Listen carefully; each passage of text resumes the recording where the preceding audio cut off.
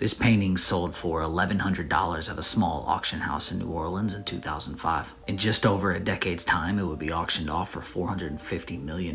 What happened to the lost painting of Leonardo Da Vinci, the Salvator Mundi? So I watched this documentary called The Lost Leonardo, then went down a rabbit hole in this case. Longer video, disclaimer in advance. 2005, at a small auction house in New Orleans, an intriguing painting went up for auction. The painting was cataloged as an after Leonardo. It was in very poor condition and was thought to be a copy of the Salvator Mundi, which means savior of the world, which experts had long thought Da Vinci had painted in some form. The listing attracted the attention of two New York art dealers, Robert Simon and Alex Parrish, and they purchased it. The final sale was $1,175. So how does it flip to over $400 million? Simon and Parrish shipped the painting to a woman named Diane Modestini. Modestini is one of the top art conservation professionals in the world. She was also the wife of Mario Modestini, who himself was probably the most celebrated painting conservator of all time. Modestini began restoration, which was a long and arduous endeavor, but she would eventually make a mammoth declaration that was felt throughout the entire art world. She declared the painting an original Da Vinci. Now, of course, a declaration like this, when there's only about 15 total in the world original Da Vinci's, is going to come highly scrutinized. So I actually went to Modestini's website and read the entire write-up on why she attributed it to Da Vinci.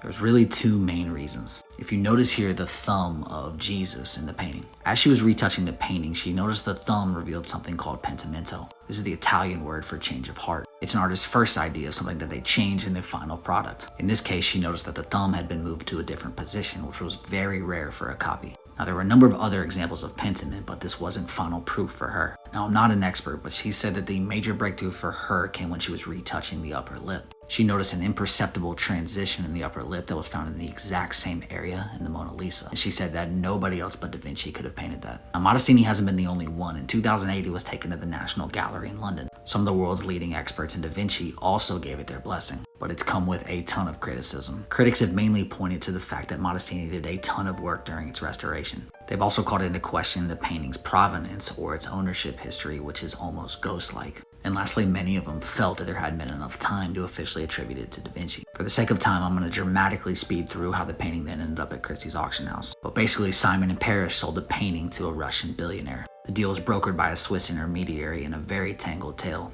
Long story short, the Russian billionaire Roblev decided he wanted to get rid of it. In 2017, Christie's put it up for auction. This came after months and months of an incredible marketing campaign. In a wild 20 minutes of back and forth, the painting was bid all the way up to $450 million.